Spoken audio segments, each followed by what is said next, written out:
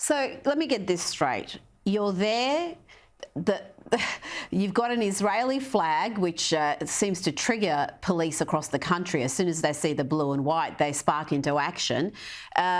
You're told you could be in trouble if trouble starts, even if you haven't caused it. And then you have people threatening you, threatening to hook you, punch you, and the cops target you instead of those making the threats. I mean, this seems like textbook victim blaming to me. That's astonishing. Are you going to pursue this with the police and try to get an explanation of their behaviour on that day, or have you made a complaint at all? Yeah, so look, I first want to say that I completely understand that it's a really difficult situation for the police, and they're, I think, a bit scarred from what happened at COVID and what happened a couple of weeks ago in Caulfield with things escalating.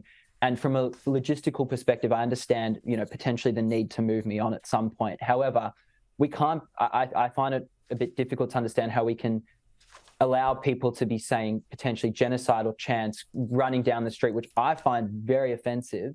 But then if I was to pull out a flag, I get moved on in case, or I'd be in trouble for breaching the peace if someone was to hit me. So I spoke to my member for Parliament, and he said he would take it up with his assistant commissioner.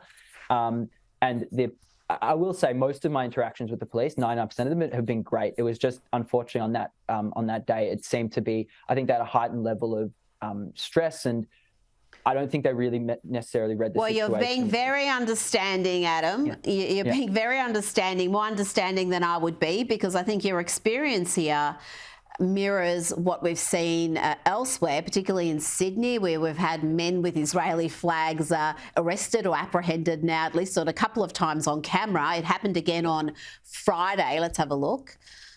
Hands down. You're holding my hands down. Take your hands down. I will walk it down. I will walk peacefully. Do not touch me. Do you believe this is a case of two-tier policing, where the police think it's easier to target the law-abiding lone protester who's pro-Israel than the mob who can be quite angry and agitated if challenged? So they go for the easy option rather than actually enforcing the law. Yeah, I do think that is the case. And I definitely think that there is this idea that maybe the mob, or for whatever reason, is potentially more violent, or they may spark something. And I don't think that's right, because for every opportunity they have to protest, and especially when it comes to young children in high school who should be learning about, critical thinking skills and how to assess a situation, we're not allowed to have an opposing voice or a voice that's a different opinion, because it may cause something, but they're allowed to spout things that are wildly offensive, inaccurate as well.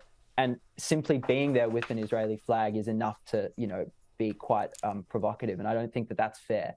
I think that, sometimes you look at the states where they do protect, other types of speech that may be deemed quite offensive or provocative, and there is a little bit more protection. I think in this case that might need to be implemented, or might be necessary. Adam, thank you so much for your time. Really appreciate it.